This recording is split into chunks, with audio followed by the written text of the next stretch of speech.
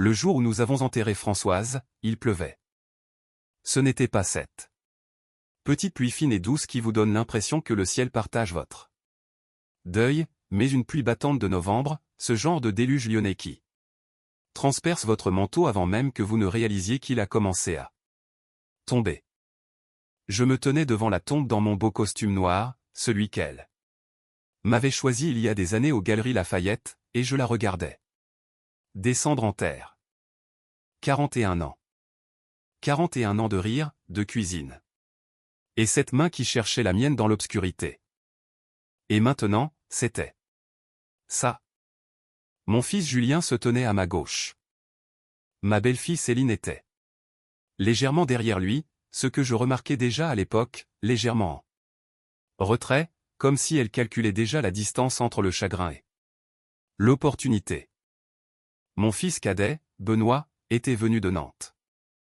Il se tenait à ma droite et n'a pas dit un mot durant toute la cérémonie.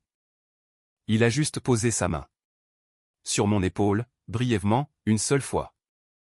Et cela suffisait. C'était tout. Benoît. J'ai 67 ans. J'ai passé 32 ans à travailler pour la métropole de Lyon. En tant qu'ingénieur territorial. Je possède une maison dans les quartiers résidentiels de l'Ouest lyonnais, une villa de 5 pièces sur un terrain calme. Que Françoise et moi avions acheté en 1991 pour l'équivalent de 150 000 €. Aujourd'hui, elle en vaut probablement 850 000, peut-être plus avec l'état actuel du marché. Françoise gérait nos finances avec une discipline que j'admirais sans jamais la comprendre totalement. Elle tenait des tableurs sur tout. Elle lisait les petits caractères de chaque document. Elle planifiait. Je ne savais pas à quel point elle avait planifié les choses jusqu'à 3 semaines après son enterrement, mais j'anticipe. La semaine suivant les funérailles. Julien et Céline passaient tous les jours. Je me disais que c'était par affection. Julien a 42 ans, il travaille dans l'immobilier d'entreprise à Lyon. Et possède ce don de parler d'argent d'une manière qui vous donne l'impression qu'il vous rend service. Céline travaille dans le courtage en prêts immobiliers. Ensemble, ils sont ce que Françoise décrivait autrefois discrètement comme des gens très motivés. Les premières visites étaient agréables. Il apportait à manger. Ils m'ont aidé à trier quelques affaires de Françoise, bien que je leur ai demandé de ne pas se précipiter. Le 4e jour, Julien s'est assis en face de moi à la table de la cuisine avec un café et ce que je ne peux décrire que comme son visage professionnel.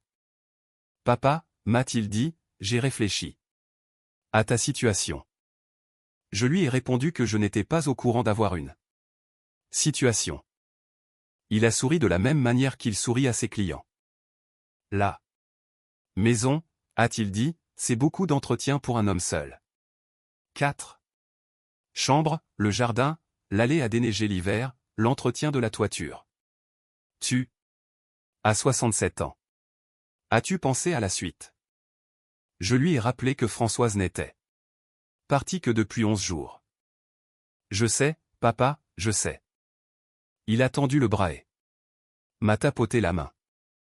Mais ces choses prennent du temps à organiser, et avec le marché actuel, tu pourrais repartir avec une somme sérieuse. Assez pour être totalement à l'abri pour le reste de tes jours. Nous pourrions t'aider à trouver quelque chose de plus petit. Un appartement de standing, peut-être. Quelque chose de gérable. Je l'ai regardé pendant un long moment, puis je lui ai dit que j'allais y réfléchir. Céline était dans le salon, je m'en suis rendu compte. Je l'entendais s'y déplacer. Je ne l'avais pas invité à dépasser la cuisine. Ce soir-là, je suis resté seul dans la maison et j'ai laissé tout le poids du silence m'envahir. Ce silence qui avait remplacé Françoise, ses lunettes de lecture toujours sur la table basse, sa tasse de thé encore sur l'égouttoir.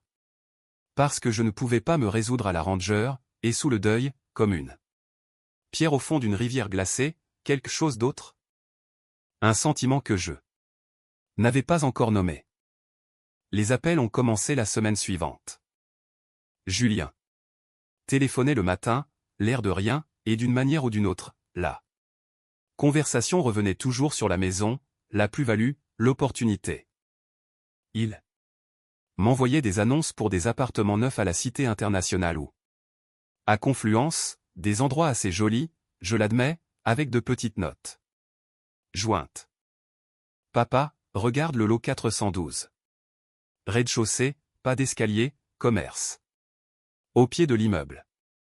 Céline a appelé une fois pour mentionner qu'elle connaissait un excellent notaire. Je l'ai remercié et j'ai raccroché. Benoît m'appelait de Nantes pour prendre des nouvelles. Pas pour la maison, juste pour moi. Il me demandait si je dormais, si je mangeais, si je voulais qu'il vienne passer un week-end. Je lui disais que tout allait bien, et je pense qu'il me croyait juste assez pour ne pas insister. Benoît est comme ça. Il respecte votre parole, même quand vous mentez un peu.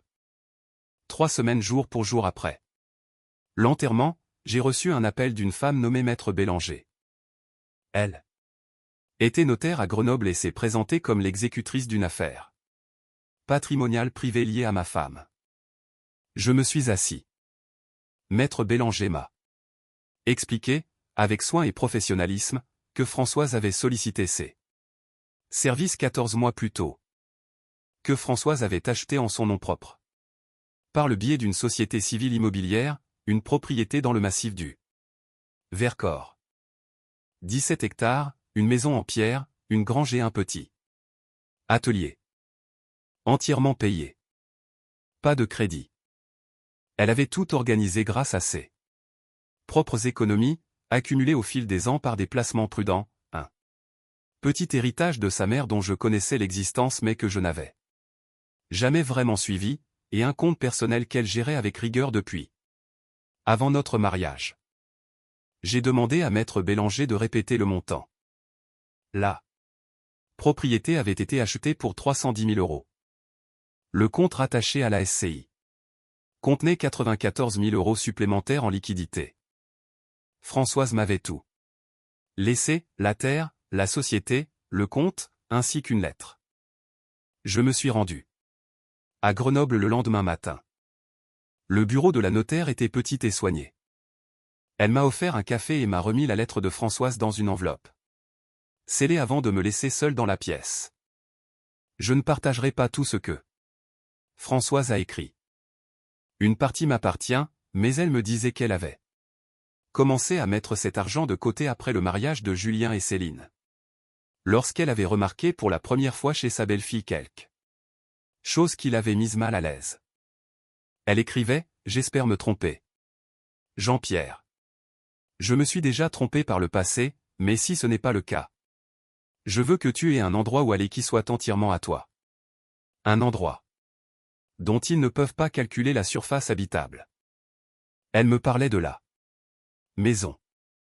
Elle disait qu'elle y était allée 2 fois sans me le dire parce qu'elle voulait être sûre avant de me donner de faux espoirs.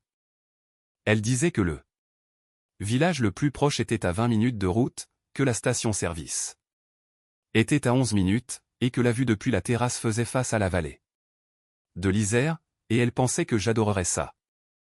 Elle a signé comme elle signait. Toujours ses cartes, juste son prénom suivi de 2 mots, ta Françoise. Je suis resté longtemps assis dans ce bureau. Puis je suis rentré à Lyon et je n'ai rien dit à Julien. Je veux être honnête sur la raison de mon silence. Une partie était due au chagrin. J'étais encore à vif et pas prêt à me défendre contre la réaction qui allait suivre. Mais l'essentiel était plus clair que cela. Françoise avait construit cela discrètement et délibérément pour une raison précise. Elle avait vu ce que je n'avais pas voulu voir, et elle m'avait construit une porte de sortie. Je n'allais pas l'ouvrir avant d'être prêt à la franchir. J'ai commencé à faire des allers-retours dans le Vercors les week-end, sans le dire à personne. On accédait à la propriété par un chemin de terre à environ 6 km de la route départementale, à travers un bois de sapin qui s'ouvrait soudain sur une clairière. La maison était une construction Solide en pierre de pays, 2 chambres, un poêle à bois et une terrasse. Couverte exposée plein ouest. La grange était en bon état et sentait cette bonne odeur de vieux bois. Les 17 hectares comprenaient des pâturages, un ruisseau et un coin reculé de rochers et de pins qui vous faisaient vous sentir petit, mais de la bonne manière. Je ne suis pas un agriculteur, je veux être clair là-dessus. Mais j'avais passé ma carrière à concevoir des infrastructures pour la vie des autres, et je savais évaluer une propriété.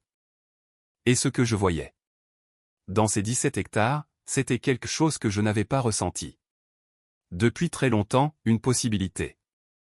J'ai embauché un artisan local nommé Marc, un homme calme et compétent qui pratiquait des tarifs honnêtes. Nous avons passé 6 semaines à rénover la maison, pièce par pièce. Refaire l'électricité de la cuisine. La plomberie de la 2e salle de bain avait besoin de travaux. Les planches de la terrasse du côté nord étaient pourries et ont dû être changées. Marc et son neveu ont fait le plus gros du travail pendant que je m'occupais de ce que je pouvais et essayais de ne pas être dans leurs pattes. Je payais avec le compte de la SCI que Françoise m'avait laissé. Pendant ce temps, à Lyon, les choses s'accéléraient. Julien avait commencé à amener Céline à la maison ouvertement maintenant, elle ne l'attendait plus dans le salon. Elle déambulait dans les pièces et je la voyais faire ce qu'elle faisait. Probablement de manière professionnelle, évaluer, estimer, ses yeux passant des fenêtres au plafond d'une manière très particulière. Julien parlait d'un ami agent immobilier qui pourrait mettre la maison sur le marché rapidement. Il mentionnait un appartement que lui et Céline venaient de voir, par hasard, et qui serait parfait pour moi. Il soulignait, avec précaution, qu'à mon âge, gérer une telle propriété seule n'était peut-être pas idéal. J'écoutais. Je hochais la tête. Je ne m'engageais à rien. Un mercredi d'octobre, je suis rentré plus tôt que prévu d'un rendez-vous à la caisse de retraite.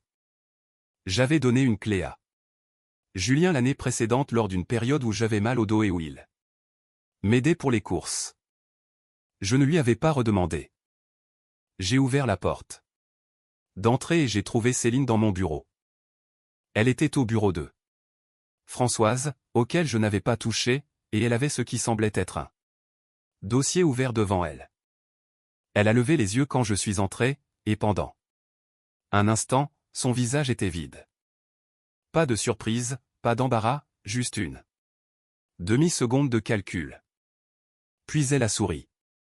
Oh, Jean-Pierre, tu es rentré tôt. J'attendais juste Julien. Il passe plus tard, et j'ai pensé que je l'attendrais. À l'intérieur. Il faisait froid. J'ai regardé le bureau. Je l'ai regardé. J'ai dit, très calmement, que j'aurais besoin qu'elle me rende la clé. Aujourd'hui avant de partir. Elle me l'a rendue. Elle a été charmante à ce sujet. Elle a dit, bien sûr. Elle a dit qu'elle comprenait et qu'elle était désolée si elle m'avait mis mal à l'aise. Julien est arrivé 20 minutes plus tard et je pouvais entendre leur voix basse dans le couloir. Julien est entré. Et s'est excusé. Il a dit qu'elle ne pensait pas à mal.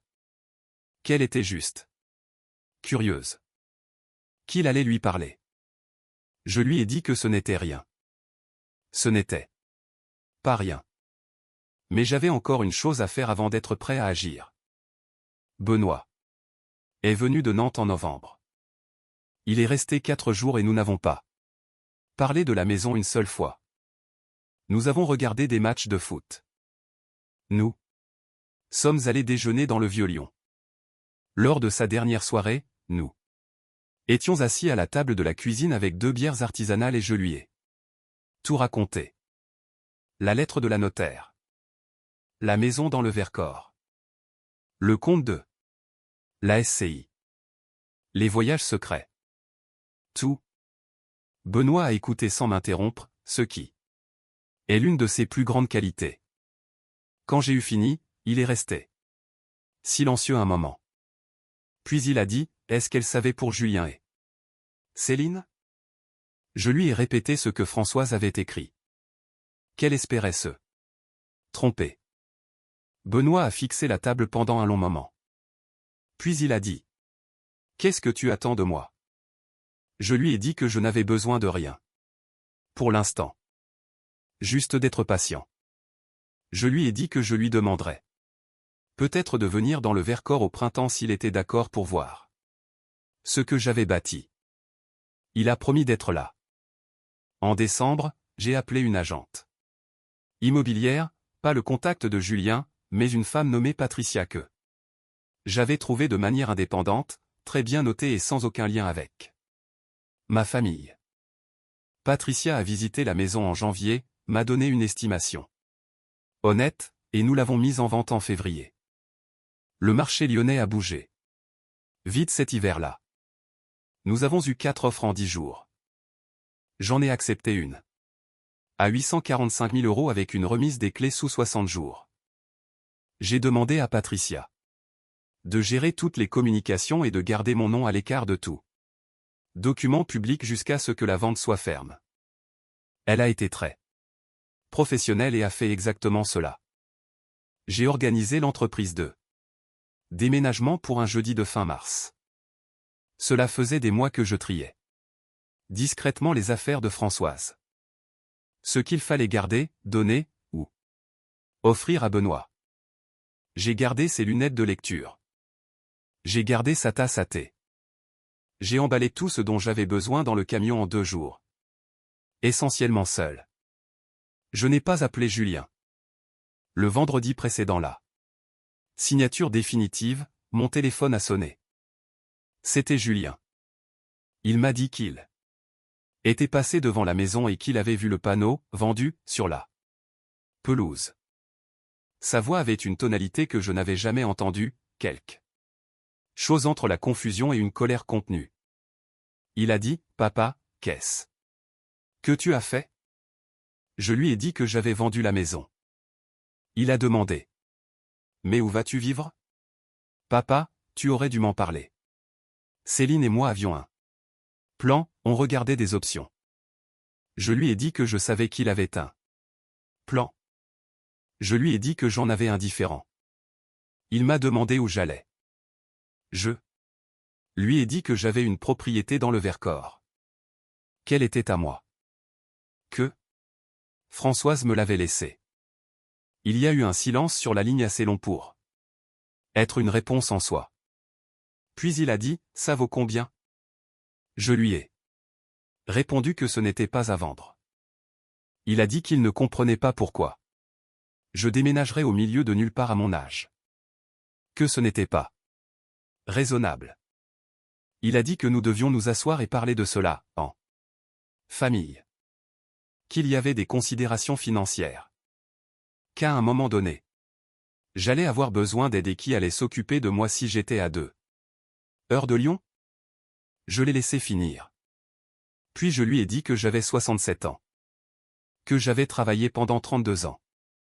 Que j'avais payé cette maison à Lyon et que j'y avais bâti un patrimoine pendant 30 ans, et que j'avais tous les droits légaux et moraux de la vendre et d'en faire ce que je voulais. Que j'avais une propriété que j'aimais dans un endroit où j'avais l'intention d'être heureux. Que Benoît savait où j'étais et comment me joindre. Que si Julien voulait une relation avec son père, je n'étais pas difficile à trouver, mais qu'il ne me trouverait pas dans un appartement qu'il aurait choisi pour moi. Il a tenté une dernière fois, papa, je veux juste ce qu'il y a de mieux pour toi.